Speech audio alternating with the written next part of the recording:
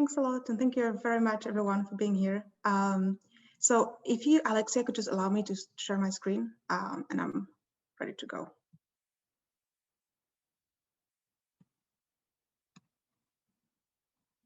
Okay, so as you can see from the slightly ever-changing title of the paper, this paper is about job search and migration. And the idea is to try to kind of look at these two things together in unison. As I told some of you earlier, a lot of this work is very much in progress, so don't base any sort of big life-changing decisions on my results as of yet. But obviously, all your comments are all the more welcome and important to me.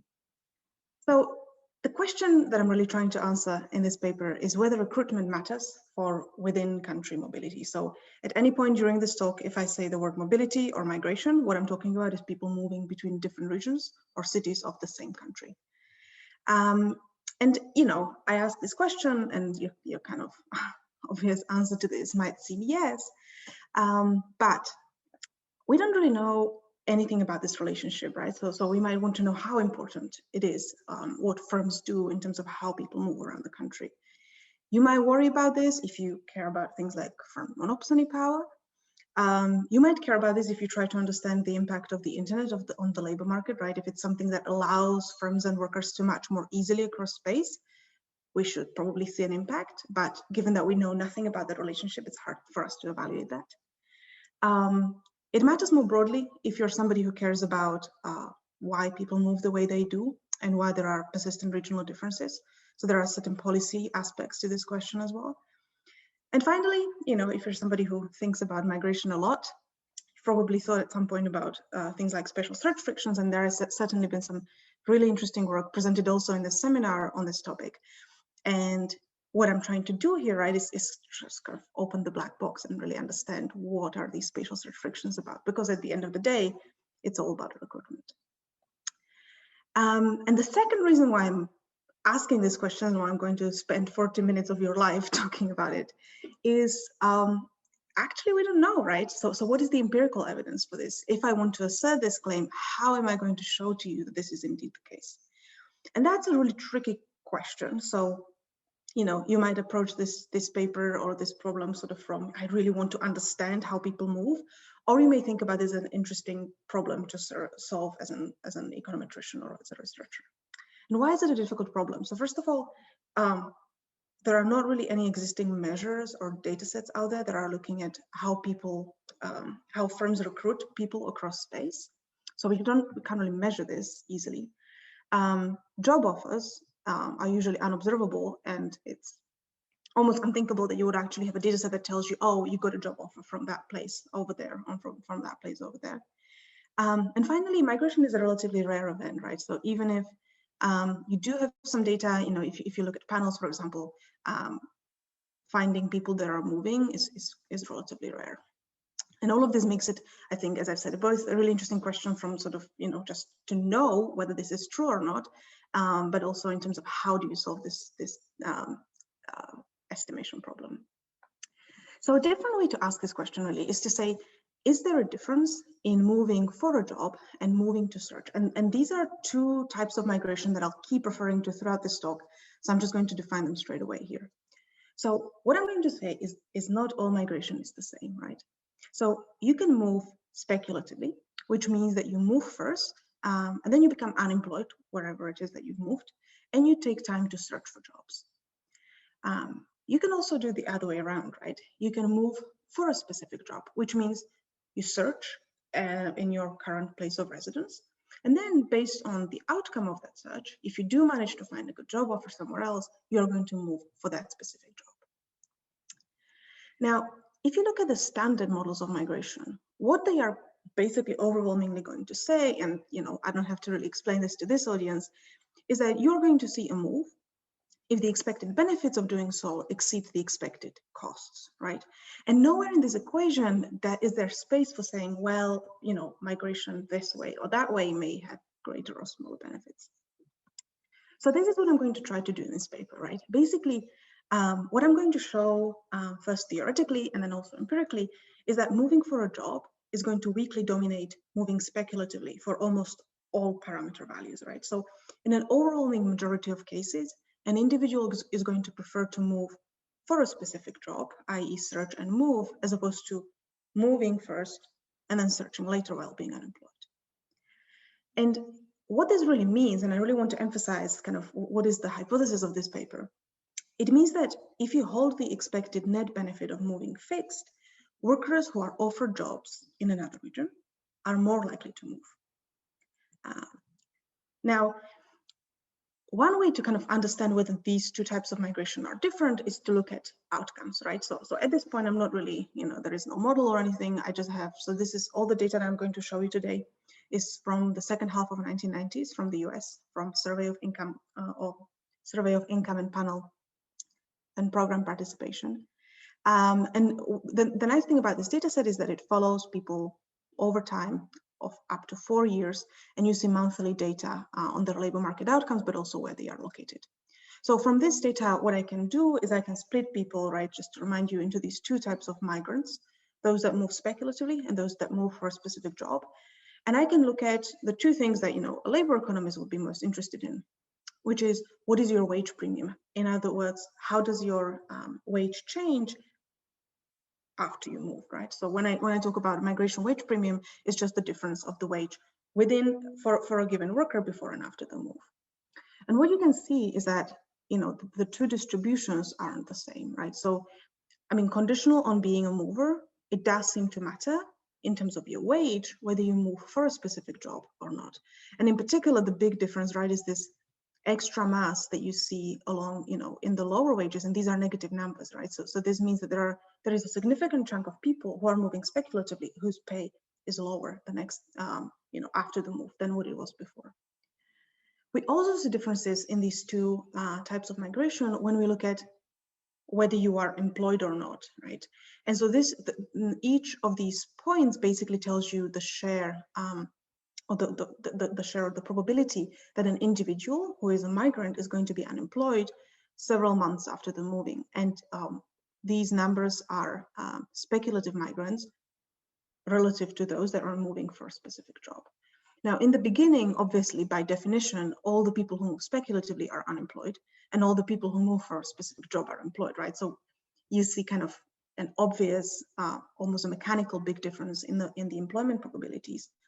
But what is really interesting to me is that people who move speculatively are significantly more likely to be unemployed up to 2 years after that move compared to those that moved with a job. And why am I showing you all of this, right? So this is kind of the first pass or first empirical evidence suggesting that those two types of migration aren't the same. Now, you might think that they are the same because you could say, well, if I'm moving to a really, a really attractive region where wages are high and when it's really easy to get a job, it shouldn't matter whether I'll be unemployed for the first 2 or 3 months when I get there, right? Because I'm going to find a job that is going to be so amazing and it's going to be so unlikely that I get fired, et cetera, that you shouldn't mind potentially those first few months of being unemployed. But what these two pieces of data show is that, there's something going on that means that these two types of migration are probably more different than what you would expect. So how do I actually test this hypothesis, right? So ideally, what I would like to do is to regress this migration dummy on whether or not the worker received job offers from the given state or region before the move. And that would be a very easy, clear way of saying, does a job offer from somewhere else translated into migration? But we don't actually have any panel data which track migrants and also contain information on job offers. So job offers here really are an unobserved variable that is still crucial to the model, right? And on top of all of this, there is no existing data set that would tell us something about what firm recruitment looks like across space. And both of those things make trying to confirm or reject this hypothesis pretty difficult. So what is my solution to all of this? So first of all, I'm going to use this SIP, right, which is this US panel data. And it has a few really nice advantages. The first one is that it's quite high frequency, right, which means that you have this monthly information on people's employment, where they live, what their wages are, etc. And it's this high frequency that allows me to say whether you are moving for a job or whether you are moving speculatively, right? So I don't see whether you've actually received a job offer in this data set or not. But what I'm going to assume is that everybody who has moved and then within 2 months find themselves employed, moved with a job in hand. And everybody who is still unemployed the month after they have moved has moved speculatively. What I do in the paper, I won't have time to go through this now, is I also kind of look at how robust my results are to potential misidentification of these types of migration.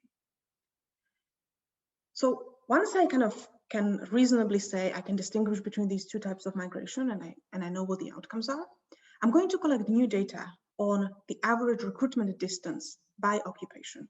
In other words, what I'm going to try to measure is if you take a random job from a specific occupation group, what is the average distance between where the job is going to be performed and where the job was advertised?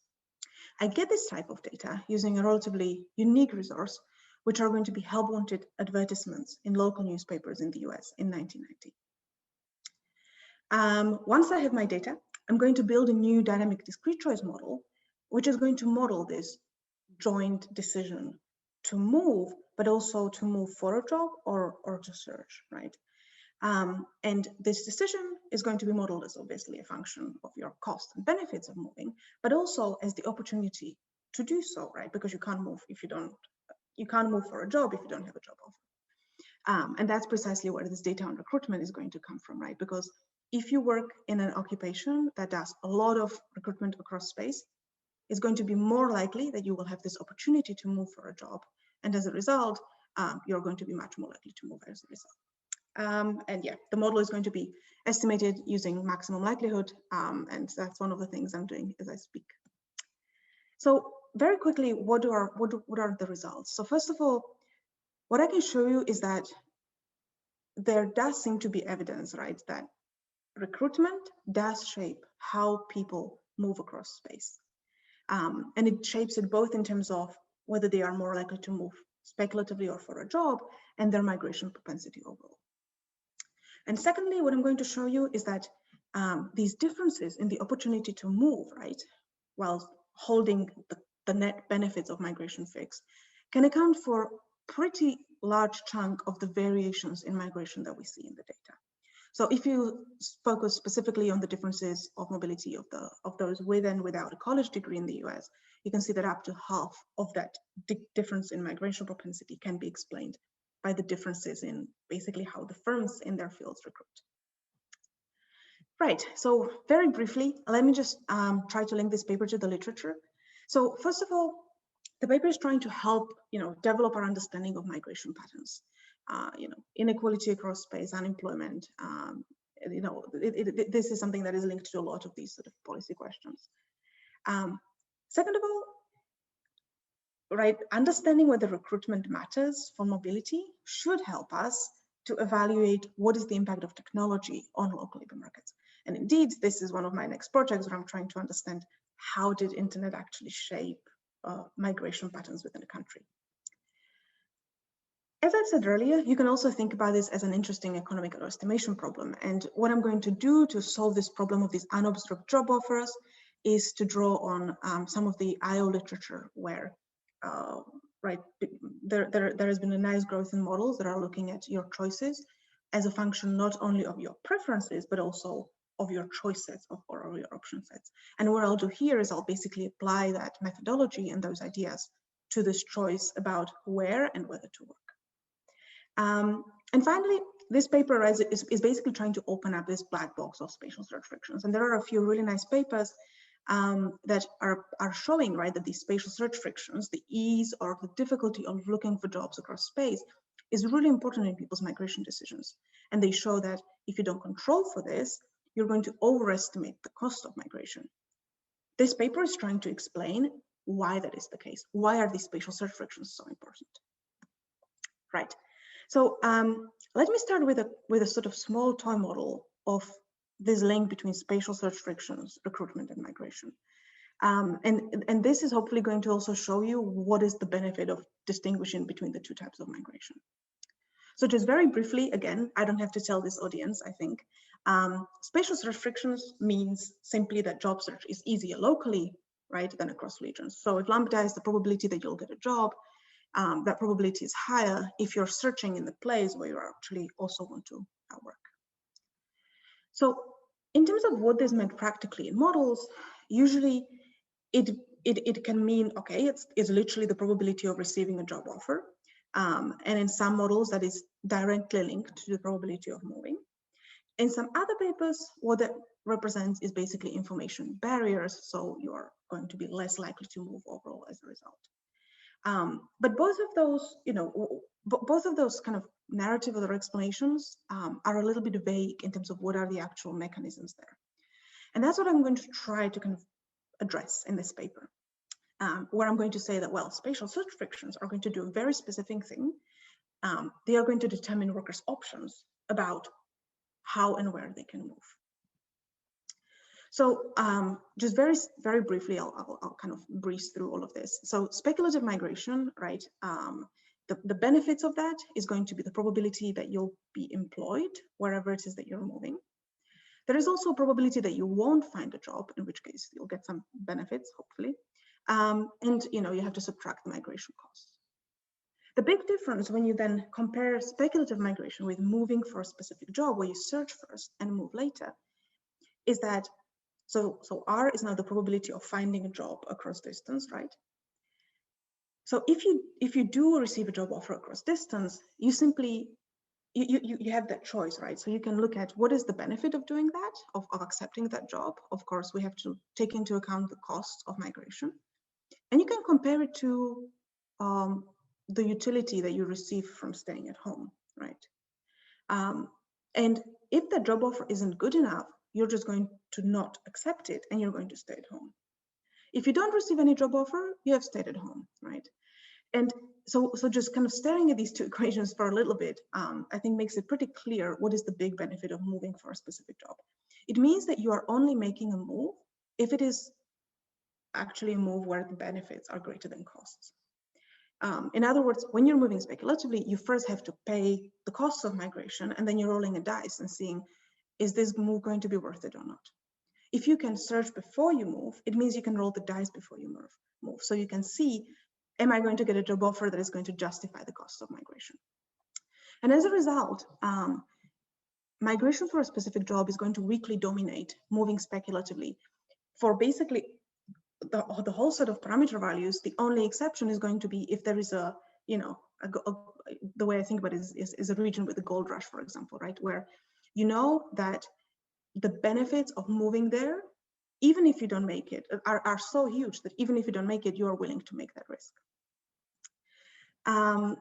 So what does this mean, though, for spatial search frictions and their impact on migration? So this is really interesting, right? Because theoretically, right, or typically, if we think about spatial search frictions and as information costs, it is always going to be the case that the higher these frictions, the less migration we're going to see. This is not going to be the case if you distinguish between two different types of migration.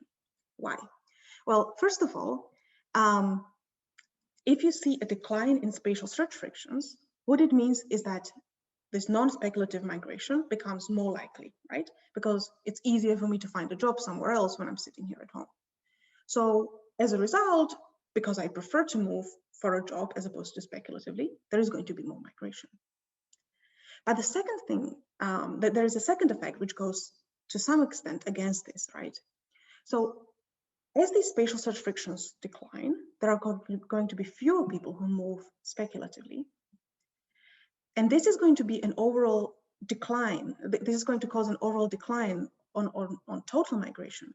Because remember, right, when you are a speculative migrant, you are moving first and only then you're rolling the dice. What this means is that there are always, by definition, going to be some migrants who are going to regret having moved. There are no people who regret moving if they can move for a specific job, because if it's a bad offer, they're just not going to move at all. So this means that there is always, if you have a group of speculative migrants, all of them are going to move. Whereas if you have a group of people who move for a specific job, they're only going to move at the rate at which they receive good enough job offers from somewhere else. And so as a result, I think you can see, right, as these spatial search frictions decline, you're going to have fewer speculative migrants, so there is going to be less migration via this effect. What is definitely going to increase is the group of people who are happy with their move, right? So this migration regret is going to decline. And so, you know, this is something that I kind of wanted to put out there to kind of show you that distinguish between these two types of migration isn't just, you know, an interesting econometric problem in terms of how to estimate it and how to model it, etc. But it also does make a difference in terms of what are our hypotheses, right? Or what do we expect to see as spatial search frictions increase or decrease, and what it means for migration. So let me tell you how to actually try to measure these spatial search frictions. So as I've said in the introduction, I'm making use of a relatively new data source, which are digitized and archived newspaper help wanted ads. Now, at this point, usually I would expect people to be like, aren't you presenting on Zoom to people all over the world, at least in theory, right? I mean, technology is somewhere completely different these days. Nobody places adverts for jobs in newspapers anymore. It's not entirely true, but you know, it's a very good point. The reason why I still think that this data is really, really useful, even though it might not describe exactly what is happening in the labor market today, is that it is one of the very few situations where we as researchers can observe firms' decisions about which local labor market to hire from. If a firm today posts a job online, it's really hard to understand whether they're doing it because they truly want to capture. I mean, I'm sitting in Germany, right? So is it that you really want to potentially reach every job applicant in Germany? Or are you simply doing it because people in Bonn love looking for jobs online and you know that that's the way to access them, right? So none of this is you know, when you look at help wanted ads, you can almost see the opposite. In order to place a specific job advertisement in a newspaper, the firm has to make that decision, right? What is the newspaper that is best suited for us, or do we post in multiple, right? So that's why I'm using this data from newspaper ads, because they help me to understand and observe directly these firms' decisions on how far, literally, are they willing to go to hire. So each help wanted ad is going to contain two main pieces of information. The first one is where is the job located, which is something you can read from the advertisement. And the second one is something that is implied by me holding a specific newspaper, at least virtually, which is where is the newspaper located. The distance as the crow flies between these 2 points is what I'm going to call recruitment distance. And this is going to be a really crucial variable that I'm going to use to measure spatial search frictions. So I'm going to analyze a random sample of help wanted ads from almost 8,000 newspaper pages, which corresponds to about 200 local US newspapers in the year 1990. And then once I have this, I can merge this data with geo coordinates, so I can tell you something about the places where these jobs are posted, SOC codes, so I can do analysis of this data based on occupation groups, and potentially any other data that you would have on places and occupations, such as wages, education levels, etc. So I don't have a lot of time to kind of go through the algorithms, etc., but just let me give you a very brief stylized example. So here are 3 examples made up of what these advertisements would look like. And basically, I put together an algorithm that reads all of these newspaper ads for me and extracts the job keywords, the location keywords, and then basically parse them up to say this is a specific vacancy. So in this case, right, you can see that we have a job for being advertised for a sales clerk in Springfield. In the second advertisement, you can only see the job title. Given that there is no location given, I'm going to always assume that a job like that is local. There are also obviously some caveats, right? There can be vacancies that advertise more than one job title, and there are ways to kind of deal with that, and that's another one of those things that I'm still working on. So what do we see in this data? First of all, as you would expect, the overwhelming majority of hiring is local. But having said that, there is a non-negligible share of jobs that are advertised and often quite far away from the location of the job itself. So what I'm showing you here is the distribution of the recruitment distances that are positive. This data doesn't contain all the super local vacancies, because otherwise, the graph wouldn't be very exciting to look at, because more than 90% of vacancies are local. But when we look at those that are not local, you see that there is this distribution of a pretty long right tail, right? So you do see that whilst, again, the majority of these non-local vacancies are still posted pretty close to the job location, there are some jobs that are advertised more than 80 kilometers or more than 100 kilometers from where the location of the job is. So, if you're somebody who believes that the internet has completely changed the way hiring is done, this could be one piece of evidence suggesting that it might not be the case, because even 30 years ago, firms were going to the trouble of actually trying to link up with workers from relatively far away local labor markets. Now, what is another really interesting thing, at least for me, is how does this recruitment distance vary by occupation? And so this calculates the average recruitment distance by occupation. And I think a lot of this variation is what you would expect, right? So food prep, sales, and personal care are the occupations where the local labor market is the smallest, right? So it means that the job there is least likely to be advertised really far away. On the other hand, scientists, engineers, architects, and lawyers are the types of jobs that are advertised relatively far away. And again, I think you can think of various different reasons why this would be the case. So I think it's relatively intuitive.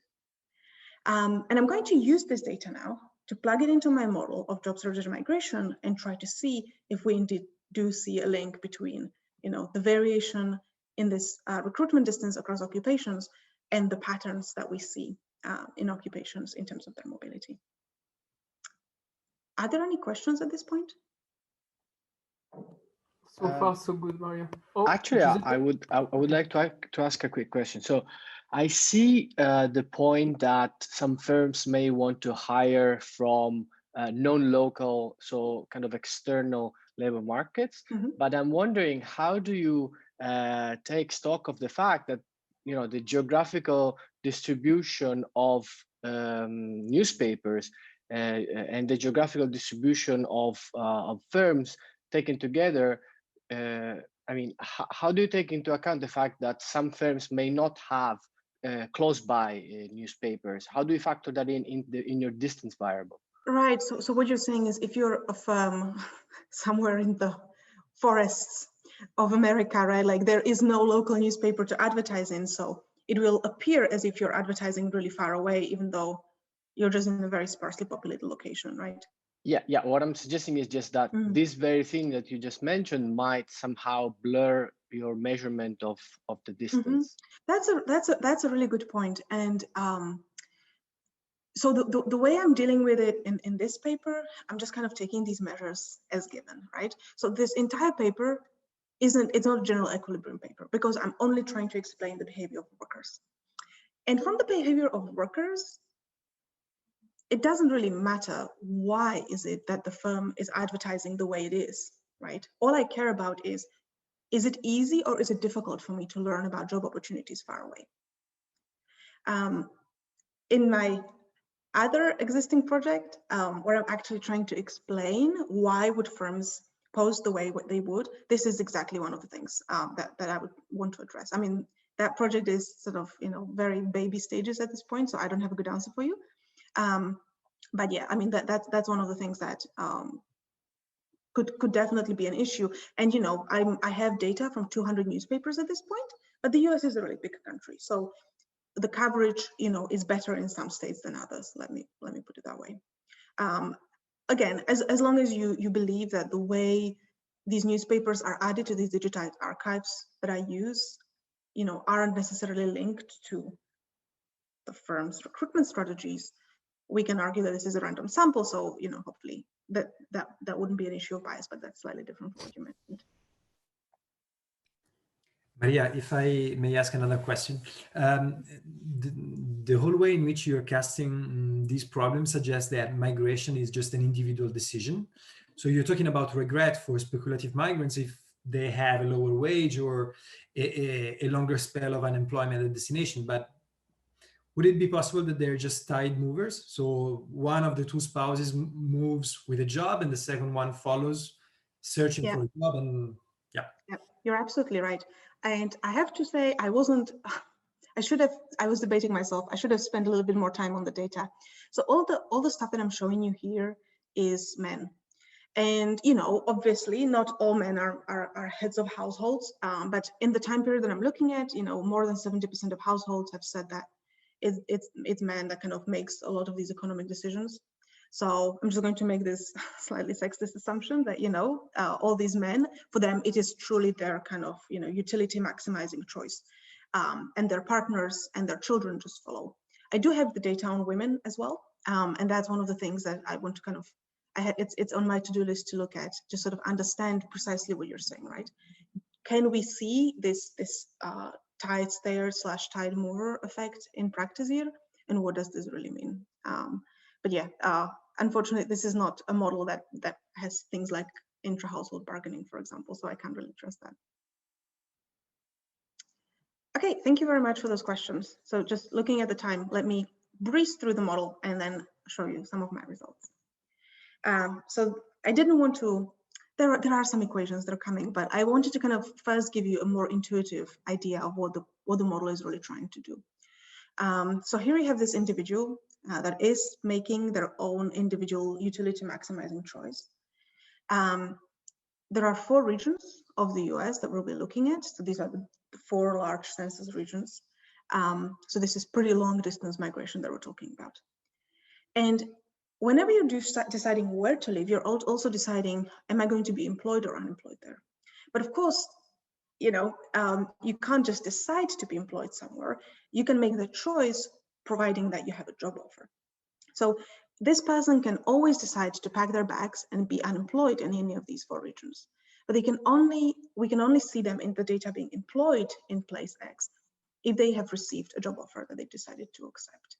And this is basically the structure that I'm going to try to model here, right? So you have a person who is deciding between these options, but what is and what is not in their option set is going to depend on what the recruitment looks like in their line of work.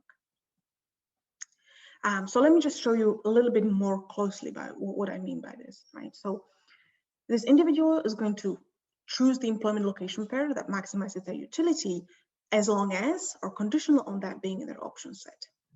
So the overall probability of observing somebody being unemployed, and you know, in the home region, sorry, somebody who is unemployed at home being employed in region B in the next period, is going to depend on what is the probability that you actually receive job offer in this region B, and conditional on receiving the job offer, what is the probability that this option that you are given is better than being unemployed anywhere else. So, you know, there are sets of parameters here that describe your utility function. There are sets of parameters here that link this probability of being given the job offer to what the recruitment looks like. And those are the parameters that I'm interested in. Now, in terms of what is the value of being employed or unemployed in any given place, of course, that's going to depend on, you know, your regional characteristics, house prices, rent prices, what the migration costs are, what is the wage, obviously, right? You can think about sort of non-monetary costs of being unemployed as well. We can put all of this into the model. But it's also going to depend on what are the options that you're going to get in the next period, right? So this is where the sort of the labor economist help of me comes in and says, well, when you're deciding to move to a particular region, unless you're going to have 10-year job, right, where you are virtually unfireable, you are going to worry about what are the likelihood of being fired, right, and then having to be unemployed. There are also all the potentially other job offers that I could receive, right? Moving to a big metropolis might make it easier for me to move into a different job or move to a different job elsewhere. So you're going to consider, you know, all the other options that you might have, and what the values of those options are going to be. So if I flag back, right, so the overall unconditional probability of seeing this particular transition is going to depend on the utility, which is going to have these sort of quite difficult ex ante value functions in them. And for those of you who have worked with the dynamic discrete choice models, you know, you're aware of some of the kind of simplifying assumptions that you can make here. So, you know, if you assume that your errors follow a specific distribution, a lot of this is going to become easier. You're kind of estimating a dynamic type of logic, and there is a possibility to find a closed form solution to all of these probabilities. And that's what I'm going to do, right? So I'm going to have a closed form solution, and then I can estimate the model by maximum likelihood, which is what I'm, as I said, working on right now. So the results that I'm going to show you now are a mix of an early iteration of this model and some of this new data from newspaper vacancies that I have right now. So before I jump in directly into what are the parameters that I estimated, let me just show you two, I think, very evocative empirical facts, right? So the first one is, so this is the migration propensity, again, for the US for the second half of 1990s. This is probability of moving between states. And what you can see there is that, you know, this probability of moving increases in education. What is really interesting is that you see basically the same pattern when you look at the type of migration.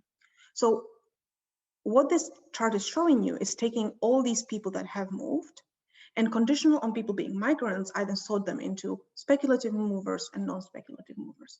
And you can see that the share of workers that move for a specific job increases with education, just like the overall migration propensity does. And these pair of facts actually was one of the things that kind of inspired me to look deeper into this and to try to understand, is this just a coincidence or is there something more going behind this? Right. So the really key piece of evidence that we have here is looking at recruitment distance as calculated from these newspaper help wanted ads and the migration rate. So each dot on this graph corresponds to a major occupation group. And what you can see is that the occupations that in which you see recruitment happening across longer distances, right? So the average recruitment distance is higher, are also the occupations where you are likely to see more mobility. The same pattern is going to hold when you, again, focus only on those that have moved.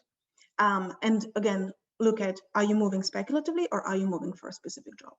So again, if you're in one of these occupations where recruitment is done across a relatively large amount of space, these people are much more likely to move with a job in hand as opposed to moving speculatively. So I've seen a couple of raised hands. Would it be okay for me to finish up? I've got about 2 more slides with results and then we can take all the questions. Would that be okay?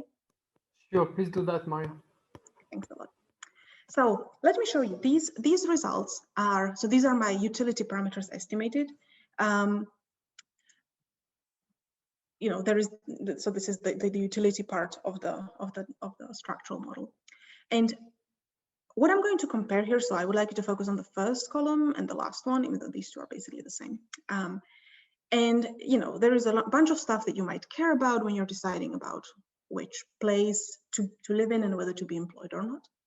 What is really interesting, so this first column is basically ignoring this whole idea that spatial search frictions might exist, that recruitment might matter.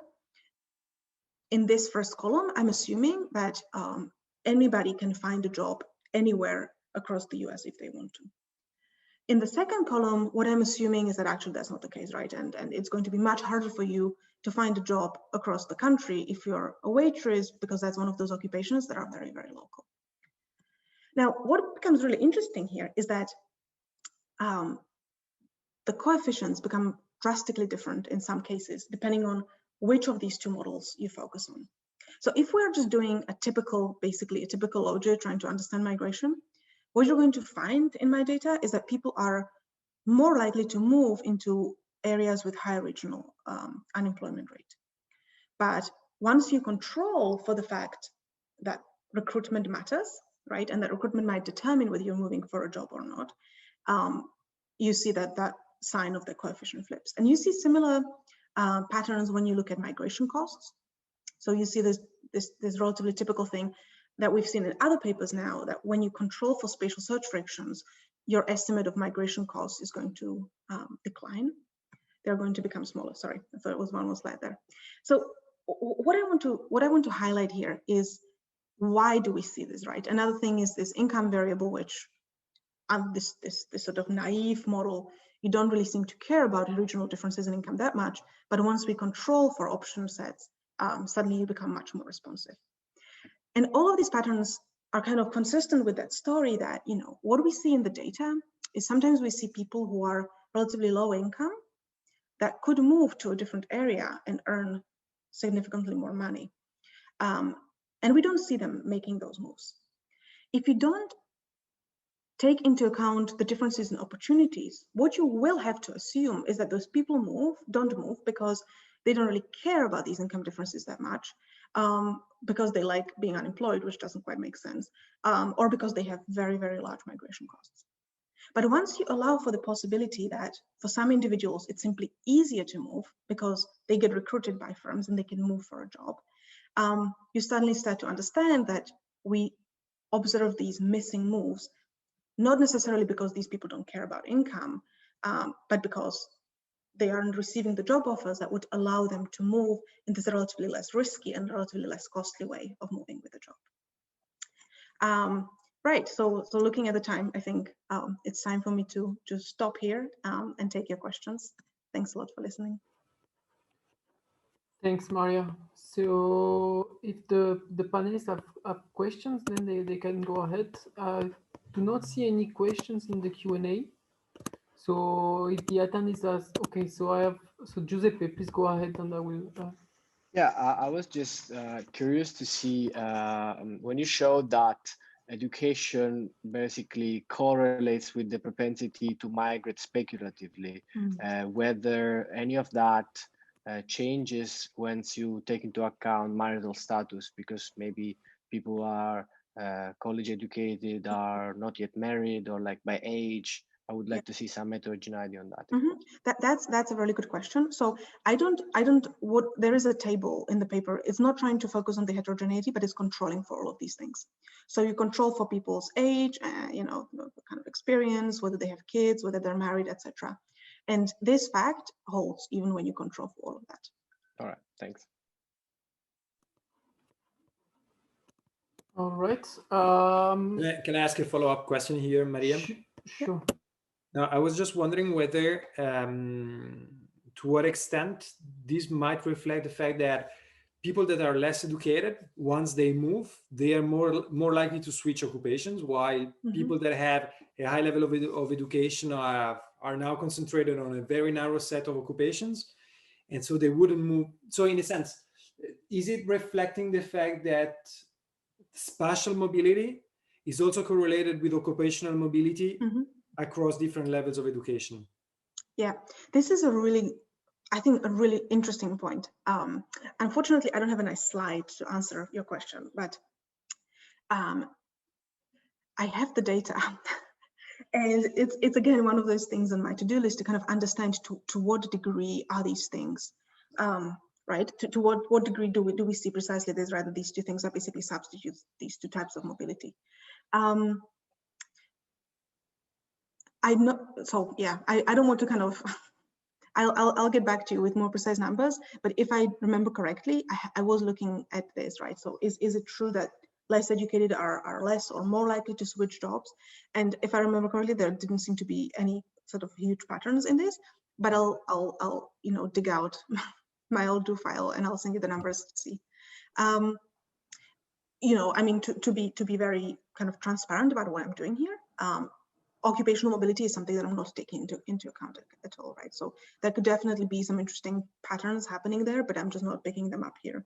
I'm just assuming that, you know, you're always looking for jobs in the right labor market. You know, you kind of make that decision about what occupation to be in exogenously to whatever is happening here. Okay, got it. Thanks.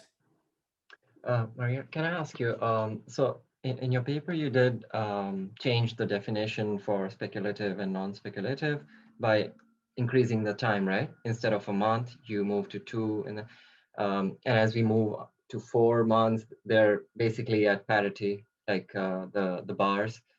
I was curious, like, did you also exploit the definition of jobs? Maybe a person shift jobs, but remain like an apprentice, or like there was a training initial period, and post that period, you qualify to be called an employee, let's say. So if you have that data in your data set. So I might, but can you, so I'm not sure I follow exactly what you're, I feel like you have a point that I'm missing, sorry. Yeah, this choice of, in your model, like the choice still remains the definition for 1 month, right? For the speculative and non-speculative. And I was curious to know that maybe a better definition might qualify for 2 or 3 months based on the idea that the employee, the person Right, you're in changed training, right? Yeah, just that. So, but are you thinking about education in general, or about sort of, because if I think about being an apprentice, I mean, I'm in Germany, so what I have to think about, right, is that happens at a specific firm, and to an extent you are an employee already. So I'm not sure how much would that actually change, right? Because the way I see it is the difference would be, okay, do I move to Berlin because I found an apprenticeship there? Or do I move to Berlin and then I look for apprenticeships, right? Yeah. So in that respect, it kind of the concept would stay the same. Just to point out one more thing, which I didn't quite have time to cover in the talk. So one of the ways I check for robustness is precisely what you've said, right? Sort of playing around with at which point did you have to become unemployed, or to become employed to be counted as moving for a specific job. Another thing that I did, and this is something that, obviously it's easy to do in the structural model, is to basically play around with the probability that somebody finds a job in less than a month, right? Because what you could see is you could see a lot of, I don't know, cleaners or waitresses, etc., moving and being employed within a couple of weeks of them moving.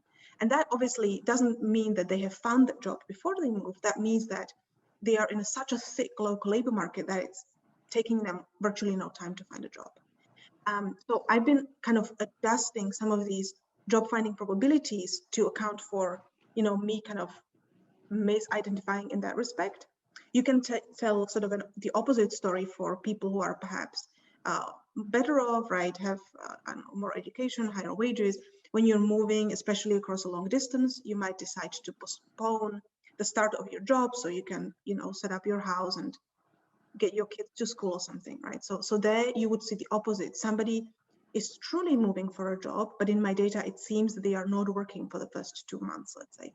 So that's another probability that I was kind of playing with there to see how robust these results are. But the truth is that they actually seem to go in the other direction, where they're making the patterns stronger as opposed to weaker. Yeah, sorry for hijacking that question a bit. So I got one question, Maria, from the Q&A. The question is about whether the data includes foreign-born workers as well, like Mexican immigrants. So the idea is that it might be possible that they have like some behaviors or preferences on moving and risks that are different from the others. Yeah. So this is again a really valid point. I do control for. So I do see that, right? What ethnicity you are and what race you are. I do take this into account when I'm looking at people's wages. So there is this possibility that because you are of certain ethnicity or certain race, you face a different wage distribution to somebody else. It does not come in at any other point of the model, meaning, and that could be a very valid suggestion, right? To say that if you are yourself an immigrant, your migration costs could be lower. That's not something I'm allowing for right now. Similarly, if you are, I don't know, less risk averse, so you have different sort of, you don't mind moving speculatively as much. Again, that's not something that would come out of the model at the moment. But yeah, it's definitely a valid point, and I think I should kind of include, I think it's in the paper, but I should put it in here also to show sort of, is it true that people who are migrants are much more likely to belong to a specific occupation or to be of specific education level, for example. So yeah, thanks for that suggestion. All right. Then any other questions? No, from the attendees? I don't see Then I have just one question, and then I think I will let the floor to Alexia to close the seminar. So my question is about the migration costs. So do you assume anything about that, like in between the non-speculative migrants and the speculative migrants? I mean, what I have in mind is that so the speculative migrants, they have to move first and then to decide to search for a job, right? The non-speculative, they have the job and they move after. And I mean, do you assume that both of them, they are fully aware of the migration cost, so they can all estimate like what will be the migration cost in a similar way? Yeah. So yeah, this is a really good point. The answer is yes, right? So they are kind of they have exactly the same information.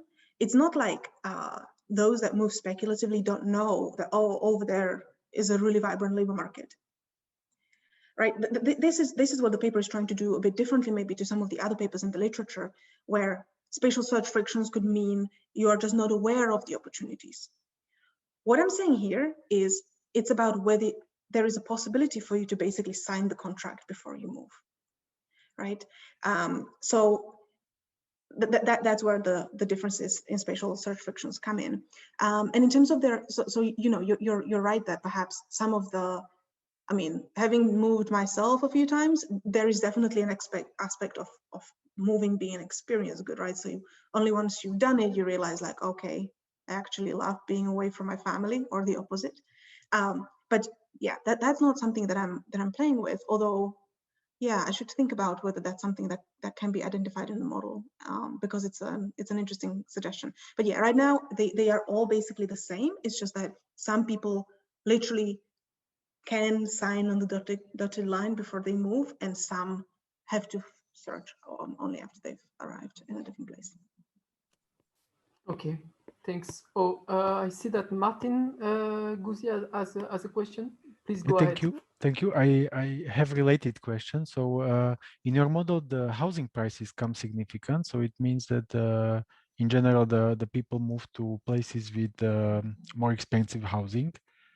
So probably these places are better in many other dimensions, right? So probably you could also distinguish whether people are moving for better jobs or to get the better life in general, like living in a more affluent area in better quality, right, of the life. And then yeah, the college educated are in better sort of position to afford and to move to these places, right? Yeah, so those are two slightly different points, right? So one of them would be, are people of different education, or yeah, of different income levels, do they respond to these things differently, right? And you might say that, right? Once you're above certain income, you start to care much more about whether you live in a pleasant neighborhood, which is safe, etc., right? So that's more about allowing the parameters of the model to vary with education or something else. The other point is about what are these amenities, right? So that's the way I usually interpret this positive coefficient on housing costs, because so there are both housing costs and rents in the model, and the rents are negative and the housing costs are positive. So that to me suggests an amenity of some sort. What I am, and that's going to be part of the model that I'm kind of working on right now, the update, which is putting in a much richer set of variables that describe the local labor markets. So that's going to allow you to say, you know, do I like this place because it's very pretty and the weather is great, or do I like it because it is really easy to find a job and it's really unlikely that I would be fired, right? So that's something that will be able to kind of, the structure will be much richer, and in the new soon to come version of the paper, so that will hopefully tell us a little bit more about what is going on with the house prices there. But right, this is not primarily trying to be a model of amenities, so I don't include any data on, you know, things like crime levels or you know, quality of schools, etc. So in that respect, you know, it can't really give you all these answers that Perfect. Thanks. All right, then I think we're good. We're quite well on time as well. So Alexia, please go ahead. Thank you. Okay, thank you very much again for your interesting talk, and also for our audience, for our attendees and panelists, to contributing to this lively discussion. And just to give you an update, so next week on April 26th, we will welcome Bastian Alvarez who is now a postdoc at the CNRS, who will speak about European integration and the trade-off between offshoring and immigration. In the meantime, please feel free to check out our website for any updates or for the schedule, or also if you want to look at past presentations. We also have a section on past presentations, of course, also for the senior seminar, not only for the junior seminar. And also feel free to send your paper for submission to our email address. Furthermore, we have this new feature in 2021, which probably some of you by now know, is that we have the opportunity for our participants to register in advance as panelists. Like you saw today, this allows you to interact more closely with the speaker and the organizers. And the panelists are expected to read the paper in advance, to register before Friday, right? So we have an idea who will interact as panelists, and to join the seminar 5 minutes prior to the start. Okay. So this was it from my side. Thank you again very much, everybody, and have a wonderful start of the week. Thanks a lot, everyone.